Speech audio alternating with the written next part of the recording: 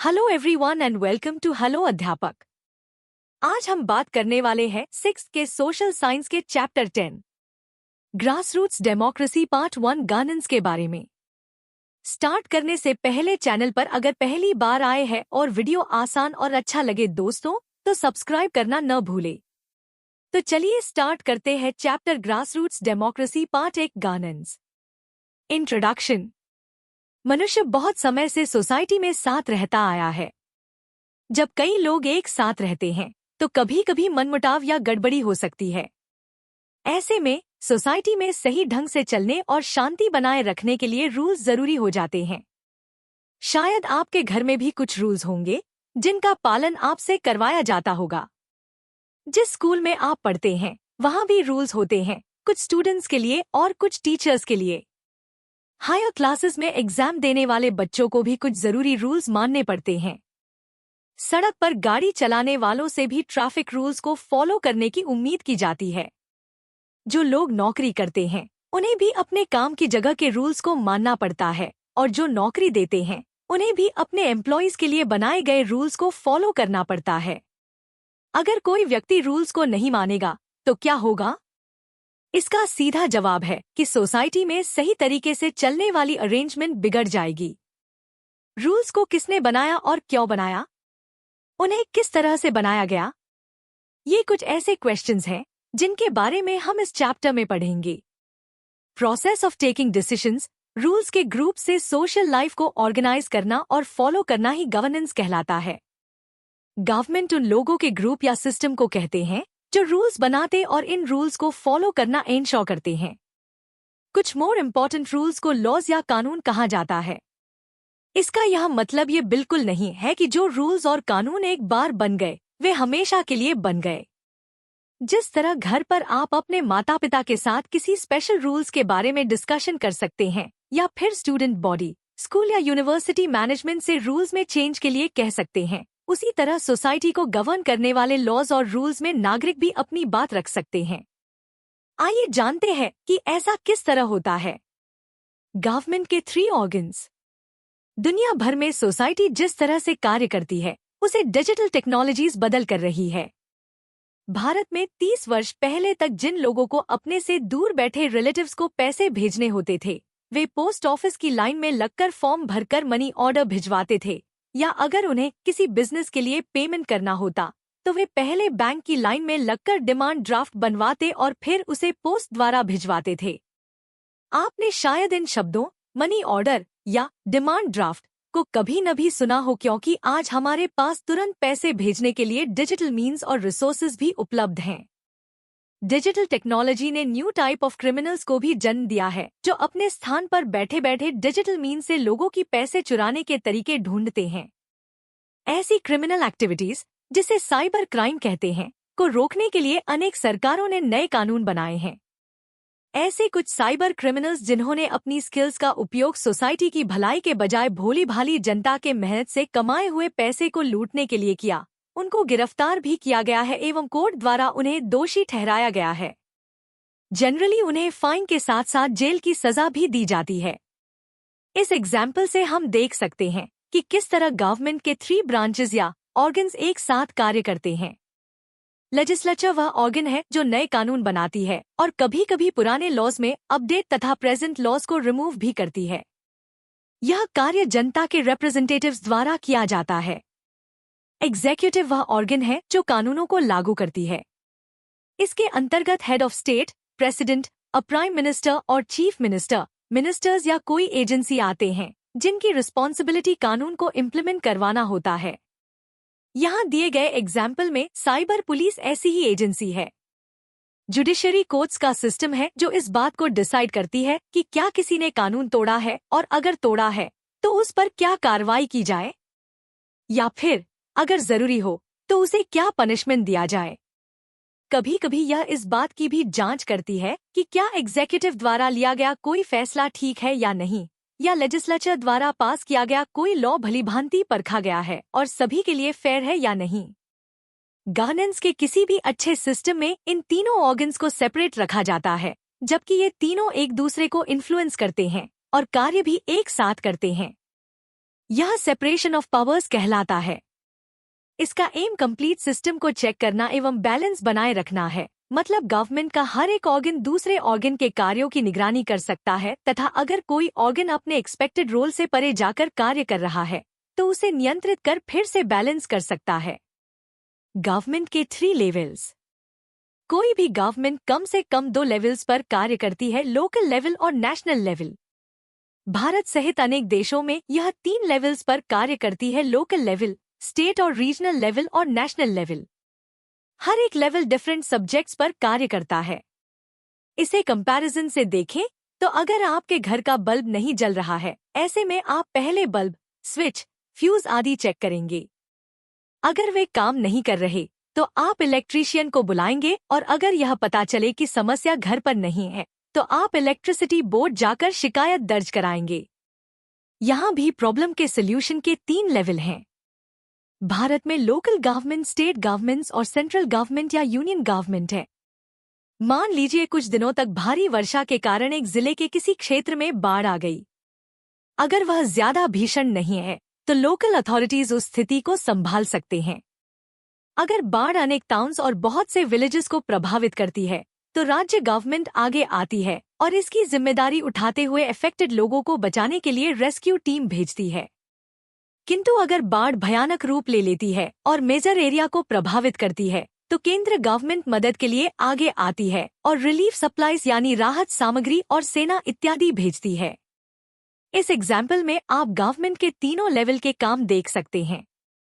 Judiciary में all India level पर supreme court of India है, जबकि स्टेट लेवल पर हाई कोर्ट है। लेजिस्लेचर में नेशनल लेवल पर लोकसभा और राज्यसभा लॉज बनाते हैं, जबकि स्टेट लेवल पर स्टेट असेंबली या विधानसभा है। एग्जीक्यूटिव में सेंट्रल गवर्नमेंट को प्रेसिडेंट ऑफ इंडिया और supreme commander of the Indian armed forces व prime minister as the executive head की तरह चलाते हैं, जबकि स्टेट गवर्नमेंट गवर्नर व chief minister as the executive head की तरह चलाते हैं। सेंट्रल गवर्नमेंट देश के मुख्य कार्यों की जिम्मेदारी संभालती है, जैसे defence, foreign affairs, atomic energy, communications and currency. यह स्टेट्स के बीच ट्रेड, एजुकेशन और नेशनल पॉलिसीज को बनाने का काम भी करती है। स्टेट गवर्नमेंट पुलिस के थ्रू लॉ एंड ऑर्डर बनाए रखने, पब्लिक हेल्थ का ध्यान रखने और सेंट्रल गवर्नमेंट द्वारा बनाए गए लॉज को स्टेट लेवल पर लागू करने का काम करती है। इसके अलावा यह एग्रीकल्चर, इरिगेशन, स्टेट में एजुकेशन और लोकल गवर्नमेंट के कामकाज की जिम्मेदारी भी निभाती है। Doctor APJ Abdul Kalam. तमिलनाडु के रामेश्वरम के एक सामान्य परिवार में 1931 में APJ अब्दुल कलाम का जन्म हुआ।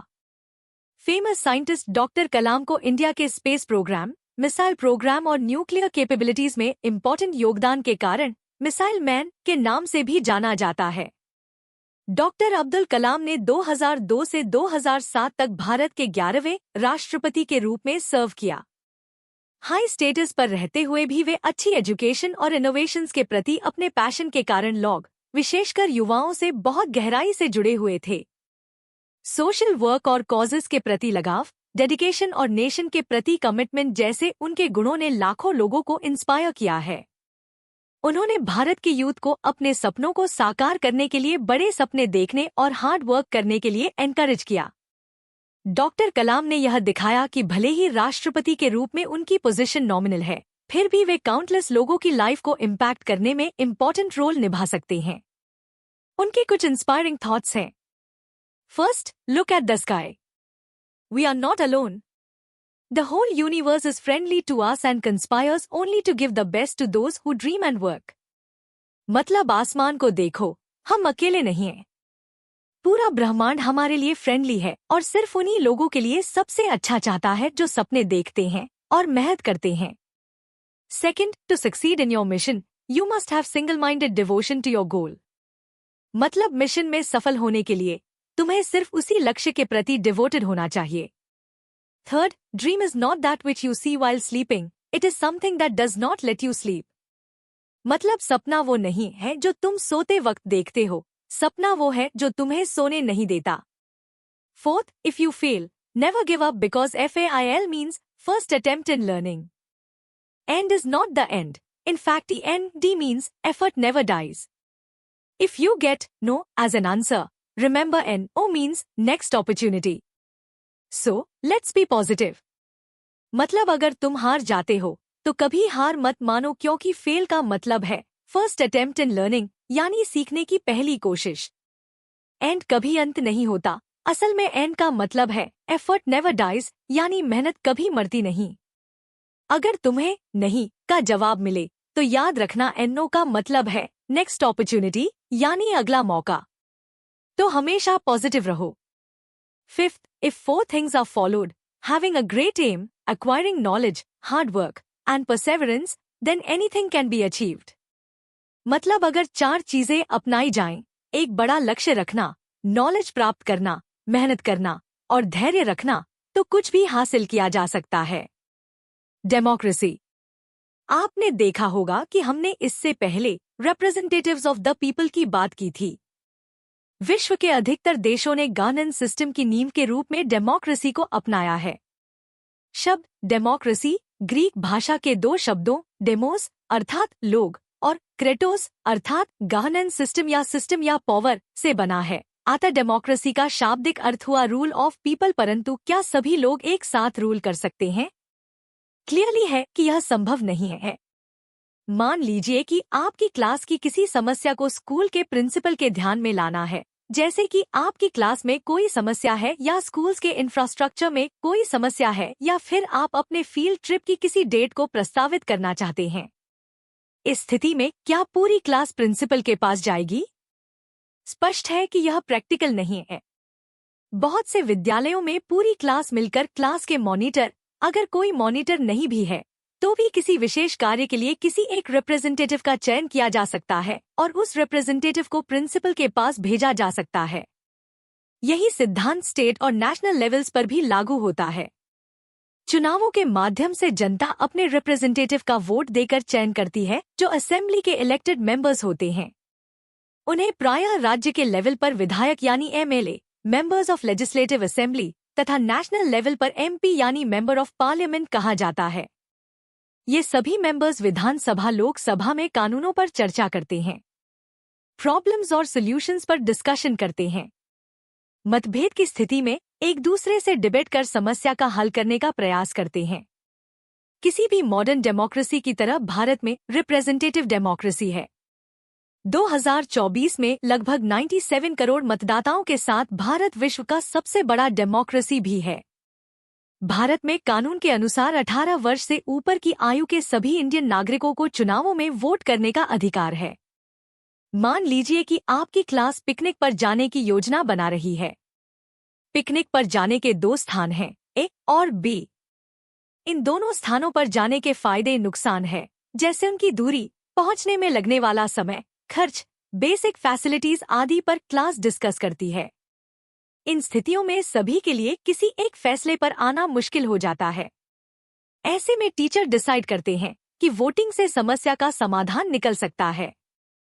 ए स्थान पर जाने वाले विद्यार्थी अपने हाथ उठाएं और उसके बाद जो विद्यार्थी बी स्थान पर जाना चाहते हैं वे भी अपना हाथ उठाएं। जिस ऑप्शन के लिए सबसे ज्यादा स्टूडेंट्स ने हाथ उठाए, उस ऑप्शन या स्थान को पिकनिक पर जाने के लिए चुन लिया जाता है।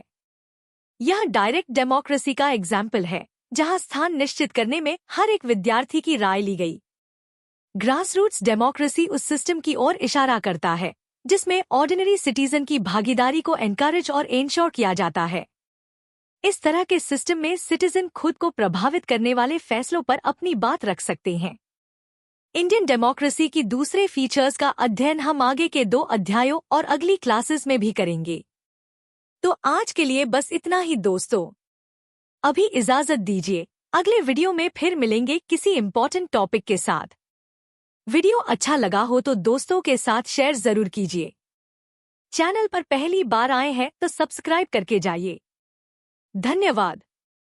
अपना ध्यान रखिए, मम्मी पापा का कहना मानिए और जब भी कोई जरूरत हो तो नॉक कीजिए और बोलिए hello Adhyapak. Take care, bye bye, have fun, all the best.